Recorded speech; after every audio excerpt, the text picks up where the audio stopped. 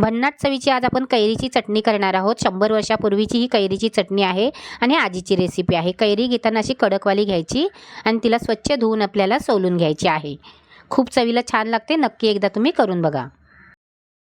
सोलून झाल्याच्या नंतर तिचे बारीक बारीक असे तुकडे करायचे, म्हणजे खलबत्त्यामध्ये पटकन अशी ठेचली जाते। चटणी बनवण्यासाठी इथे मी खलबत्ता घेतलेला आहे। खलबत्ता स्वच्छ धुवून पुसून घ्यायचा। एक 4 ते 5 मिरच्या घालायच्या, 5 ते 6 लसूणच्या पाकळ्या घालायच्या। आणि चटणी वाटण्याची पण एक पद्धत आहे, जशी मी दाखवते ना त्याच पद्धतीने तुम्ही ही चटणी कुटून घ्यायची आहे। मीठ घालायचं अर्धा चमचा आणि याला आपल्याला कुटून घ्यायचं आहे। जरी तुम्ही मिक्सरमध्ये केलीत ना तरी असंच थोडं थोडं साहित्य घालून कुटून घ्यायचं आहे। अर्धा चमचा भाजलेलं जिरं आहे ते पण कुटून घ्यायचं आहे आणि त्याच्यामध्ये आपल्याला कोथिंबीर घालायची आहे, ती पण कुटून घ्यायची आहे। जरी तुम्ही मिक्सरमध्ये वाटलीत ना तरी असंच थोडं थोडं साहित्य आहे ना ते थोडं थोडं फिरवायचं आणि नंतर आपलं दुसरं साहित्य घालायचं आहे।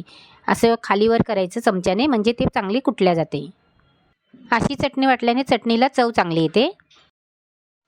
त्याच्यामध्ये बारीक कापलेली कैरी घालायची आणि तिला पण आपल्याला कुटून घ्यायची आहे, म्हणजेच बारीक वाटून घ्यायची आहे।